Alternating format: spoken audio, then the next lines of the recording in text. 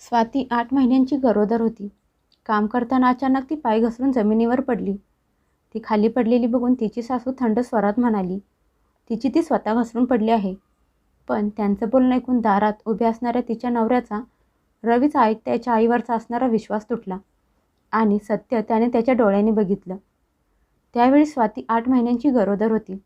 तिचं पोट एवढं मोठं होतं की तिला उठता बसता येत नव्हतं. पाय सुजले होते. तरी पण ती दिवसभर घरातली सगळी कामं करत होती. कंबर आखडलेली असायची, चक्कर यायची, जीव गुदमरत असायचा. हे सगळं एकसोबत तिच्या शरीरात सुरू होतं. पण त्या मोठ्या घरात तिचा त्रास कुणालाही दिसत नव्हता. त्या घरात फक्त एकच गोष्ट महत्त्वाची होती, ती म्हणजे सासूची इच्छा. स्वातीचे सासरचे कुटुंब एक मोठे प्रतिष्ठित कुटुंब होते. गावात त्यांना सगळे ओळखत होते.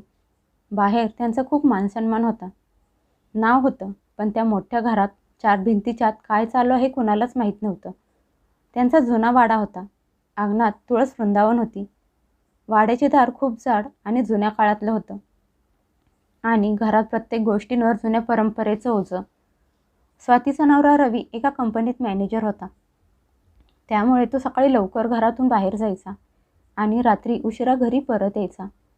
त्यामुळे स्वाती दिवसभर तिच्या सासूसोबत घरात एकटी असायची. तिच्या सासूने लग्नाच्या पहिल्याच दिवशी स्वातीला सांगितलं होतं की तू मला कधीच आवडली नव्हतीस. स्वाती एका साध्या शेतकरी कुटुंबातली मुलगी होती. तिचे वडील गावातल्या शाळेवर शिपाई होते आणि आई घरात कपडे शिवून घर चालवत असायची. इकडे रवीच्या कुटुंबाला त्याच्या गावात खूप मान होता. तिच्या सासूला कायम असंच वाटत होतं की स्वातीने त्यांच्या मुलाला भोळेपणाने आणि पोटात वाढत असलेल्या बाळाने बांधून ठेवलं आहे. ही गोष्ट त्या त्यांच्या मुलासमोर कधीच बोलत नसायच्या. पण जसा तो कामावर गेला की त्याची आई सुनेसाठी तोंडातून दिवसभर विष ओकत असायची. तिला टोमणे मारत असायची. त्यांनी स्वातीला कधीच सून म्हणून स्वीकारलं नव्हतं. त्यांनी कधी तिला तिच्या नावाने हाक मारली नव्हती. हाक मारताना प्रत्येक वेळी ए पोरी म्हणून आवाज द्यायची. कधी नालायक, कधी पांढऱ्या पायाची, तर कधी बिनकामाची असं म्हणायची. स्वाती कधी थकून 2 मिनिटं जरी बसलेली दिसली की तिची सासू ओरडत म्हणायची, आई झाली म्हणून कोणी महाराणी होत नाही. घरात 4 टाईम गिळत आहेस म्हटल्यावर घरातली कामं पण करायला पाहिजेत ना. स्वाती गपगुमान सगळं सहन करत होती. तिला असं वाटत होतं की बाळाचा जन्म झाला की सगळं काही बदलून जाईल. आजी झाल्यावर तिच्या सासूचा स्वभाव जरा नरम होईल. तिच्या नवऱ्याला रवीला सत्य समजेल आणि घर खरंच घरासारखं होईल. हाच विचार करून ती सगळं काही गपगुमान सहन करत होती. आज पण रवी नेहमीसारखा कामावर गेला होता. स्वाती फरशी पुसत होती. तिला श्वास घ्यायला त्रास होत होता. पोटात बाळ फिरत होतं, त्यामुळे तिच्या कमरेत कळ येत होती. तिला उभं राहणं पण मुश्किल होत होतं. तरी पण तिच्या सासूने तिला बसून दिलं नाही आणि टोमणं मारत म्हणाली, आमच्या काळात बायका या अवस्थेत शेतात पण कामं करत होत्या, बाळाला जन्म पण देत होत्या आणि घरातली कामं पण करत होत्या. स्वाती हळूहळू फरशी पुसत मागे सरकत होती. किचनमधून फरशी पुसत पुसत ती बाहेर हॉलमध्ये आली. फरशी पुसताना हळूच दांडकं तिच्या सासूच्या हाताला लागलं. फक्त थोडासा धक्काच लागला होता. पण तिची सासू जणू याच क्षणाची वाट बघत होती. तिची सासू रागात ओरडत म्हणाली, तू आंधळी झाली आहेस का? तसं स्वातीनं घाबरून मागे वळून बघितलं आणि म्हणाली, आई ते चुकून. अजून तिचं बोलणं पूर्ण पण झालं नव्हतं. तेवढ्यात तिच्या सासूने तिला एक जोरात कानाखाली वाजवली. तशी तिच्या डोळ्यापुढे अंधारे आली आणि तिचा तोल बिघडला. तिने भिंतीला पकडण्याचा प्रयत्न केला. तेवढ्यात तिच्या सासूने घाण पाण्याची बादली तिच्या अंगावर ओतली. तिचं सगळं अंग त्या घाण पाण्याने भिजलं. पाणी फरशीवर सांडलं. तिचा पाय घसरला आणि ती जमिनीवर खाली पडली. पोटात जोरात दुखायला लागलं. तसा तिने जोरात ओरडण्याचा प्रयत्न केला, पण आवाज घशातून बाहेर येत नव्हता. तिच्या अंगावरून जायला लागलं. तिचा चेहरा पांढरा पडला. तिला समजायला एक क्षण पण लागला नाही. ती जमिनीवर पडून वेदनेत तळमळत होती. डोळ्यातून पाणी येत होतं आणि तिची सासूच तिच्या समोर बसली होती. त्यांच्या चेहऱ्यावर अजिबात भीती दिसत नव्हती आणि नाहीच पश्चाताप दिसत होता. तिची सासू जागेवरून न उठता तिथेच बसून म्हणाली, नाटकं बंद कर. प्रत्येक गोष्टीत तुला दया हवी असते. त्या क्षणी दार उघडलं. रवी घरात आला. घरात पाऊल टाकताच समोरचं दृश्य बघून त्याची पावले जागेवरच थांबली. त्याची बायको जमिनीवर पडली होती. पाण्यानं तिचं सगळं अंग भिजलं होतं. ती वेदनेत तळमळत होती. बाजूला पडलेली बादली, फरशीवर सांडलेलं घाण पाणी आणि बायकोच्या गालावर मारलेल्या हातांच्या बोटांची वण. रवी काही क्षण तिथेच बघत उभा होता. पण ते काही क्षण स्वातीसाठी खूप भारी होते. बायकोची अवस्था बघून रवीच्या मनात काहीतरी तुटलं. तो पळत स्वातीजवळ गेला. तिला हलवून उठवत म्हणाला, स्वाती, ए स्वाती, उठ ना, डोळे उघड ना. त्याचे हात कापत होते. स्वाती खूप मुश्किलीने म्हणाली, रवी, आपलं बाळ. रवीने खाली बघितलं तसा त्याच्या चेहऱ्याचा रंगच उडाला. त्याने लगेच फोन काढला, ॲम्ब्युलन्सला फोन केला आणि घराचा पत्ता सांगितला. बायकोची अवस्था बघून रवी खूप घाबरला होता. फोन ठेवून त्याने स्वातीला उठवून बसवलं. स्वाती डोळे बंद करून बसली होती. त्याने मागे वळून आईकडे बघितलं. त्याची आई अजून तिथेच बसली होती. असं दाखवत होती जणू काही घडलंच नाही. त्यांना सुनेची जरा पण काळजी नव्हती आणि नाही कुठल्या गोष्टीचा पश्चाताप. रवीने खूप हळू आवाजात आईला विचारलं, आई, हे सगळं कसं झालं? त्याच्या आईने सरळ उत्तर दिलं. तिची ती पाय घसरून पडली. मी तर तिला किती वेळा सांगितलं होतं की काम करताना जरा जपून करत जा. घरातली कामं पण नीट करता येत नाहीत तिला. रवीने फरशीकडे बघितलं, मग पडलेल्या बादलीकडे आणि नंतर स्वातीच्या लाल झालेल्या गालाकडे, परत नंतर आईकडे. त्याच्या चेहऱ्यावर जी कठोरता आली ती स्वातीने लग्नानंतर आज पहिल्यांदा बघितली होती. रवी म्हणाला, आई, खरं खरं सांग, तू काय केलं आहेस? त्याची आई टोमणा मारत म्हणाली, रवी, आता तू पण तिचं बोलणं ऐकणार? तिची बाजू घेणार? ही पोरगी तर पहिल्यापासूनच नाटकं करत आली आहे. तुला तिच्या मुठीत केलं आहे. तिच्या तालावर नाचवत असते. आई, बस, खूप झालं. रवीचा आवाज सगळ्या घरात घुमत होता. नवऱ्याचा आवाज ऐकून स्वातीने वेदनेत डोळे उघडून बघितलं. हा तोच माणूस होता जो प्रत्येक वेळी स्वाती सांगायला लागली की गोष्टी टाळत असायचा. म्हणायचा, आईचा स्वभावच तसा आहे. पण त्या दिवशी त्याच्या चेहऱ्यावर राग, पश्चाताप आणि अविश्वास स्पष्ट दिसत होता. रवी म्हणाला, आई, ती माझ्या बाळाची आई आहे आणि तू तिला या अवस्थेत पण दोष देत आहेस? मुलाचं बोलणं ऐकून त्याच्या आईचा चेहरा रागाने लाल झाला. त्याची आई रागात म्हणाली, मी तुला जन्म दिला, वाढवलं, शिकवलं आहे, लहानाचा मोठा केला आहे आणि आज तू त्या बाहेरच्या पोरीसाठी स्वतःच्या आईसमोर उभा आहेस. रवी थंड स्वरात म्हणाला, नाही आई, आज मी त्या सत्यासाठी उभा आहे ज्याला मी मागचे खूप दिवस बघून पण न बघितल्यासारखं करत होतो. तेवढ्यात ॲम्ब्युलन्स सायरन वाजवत दारात येऊन उभी राहिली. आजूबाजूचे लोक बाहेर दारात येऊन काय झालं आहे ते बघण्यासाठी उभे राहिले. स्वातीला दवाखान्यात घेऊन गेले.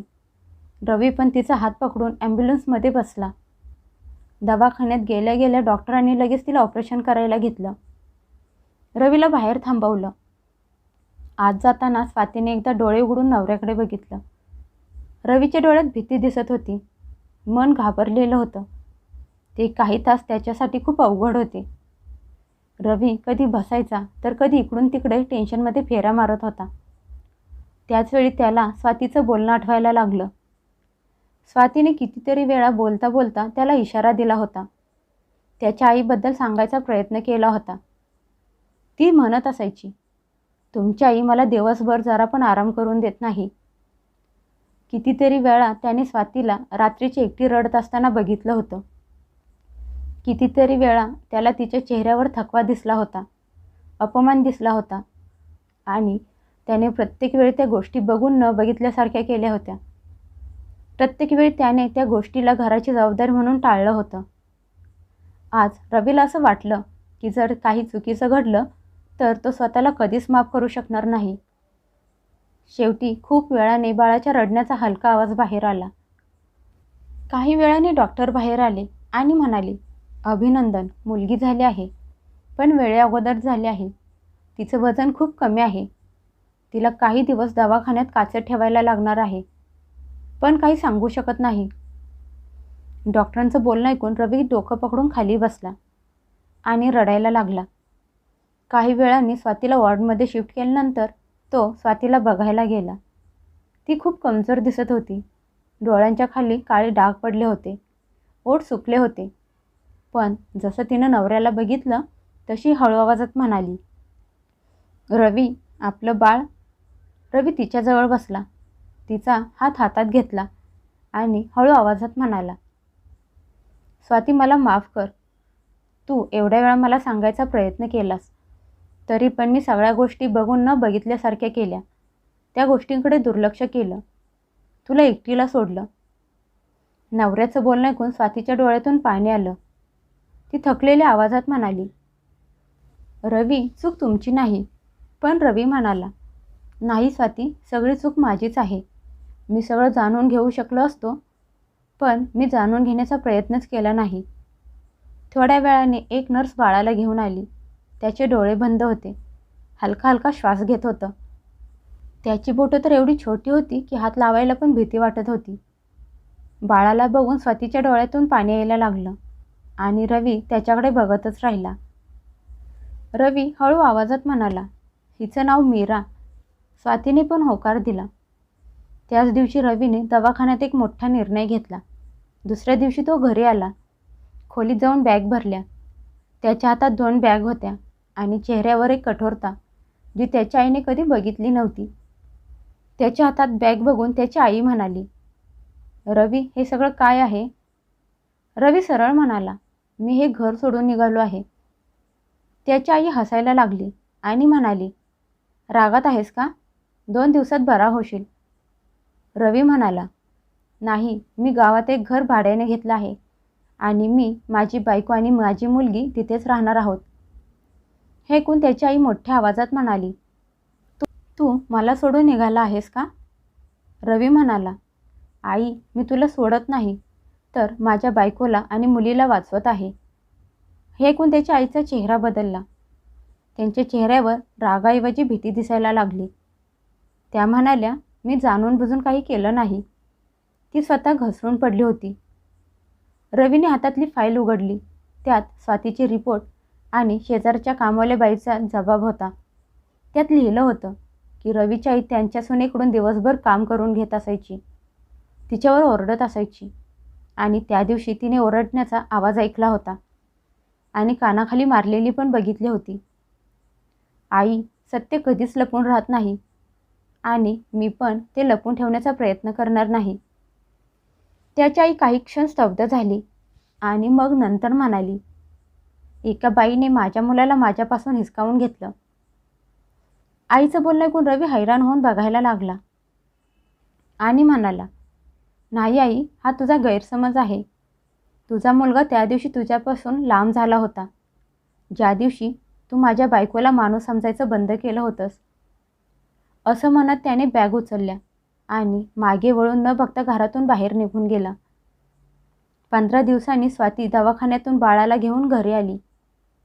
तिच्या मुलीचं वजन अजूनही खूप कमी होतं. ती खूप नाजूक होती. 8व्या महिन्यात जन्मलेली असून पण तिची जगण्याची इच्छा खूप प्रबळ होती. स्वातीचे नवीन भाड्याचे घर खूप छोटं होतं. ना त्या घरात फर्निचर होतं, नाही कुणाचा दबाव, पण त्या घरात शांती होती. रवीने बाळाला पाळण्यात टाकलं आणि तिला हळूहळू झोका द्यायला लागला. स्वाती खाटेवर झोपून त्या दोघांकडे एकटक बघत होती. तिच्या चेहऱ्यावर थकवा होता, पण मनात पहिल्यांदा भीतीच्या जागेवर शांती होती. रवी हळू आवाजात म्हणाला, स्वाती, मी तुला एक वचन देतो. स्वाती म्हणाली, काय? त्याने बाळाकडे बघितलं आणि नंतर स्वातीकडे बघून म्हणाला, माझी मुलगी अशा घरात मोठी होणार जिथे तिला कोणी बोलणार नाही, रागवणार नाही किंवा तिच्यावर ओरडणार नाही. जिथे कुठली बाई अपमान सहन करून शांत बसणार नाही. जिथे प्रेम अहंकारापेक्षा मोठं असेल. नवऱ्याचं बोलणं ऐकून स्वातीचे डोळे भरून आले. तिने रवीचा हात खूप प्रेमाने पकडला. बाहेर शांतता होती. त्या शांततेत पहिल्यांदा स्वातीला जाणीव झाली की फरशीवरून घसरून पडणं फक्त शेवट नव्हता, तर एका नवीन अध्यायाची सुरुवात होती.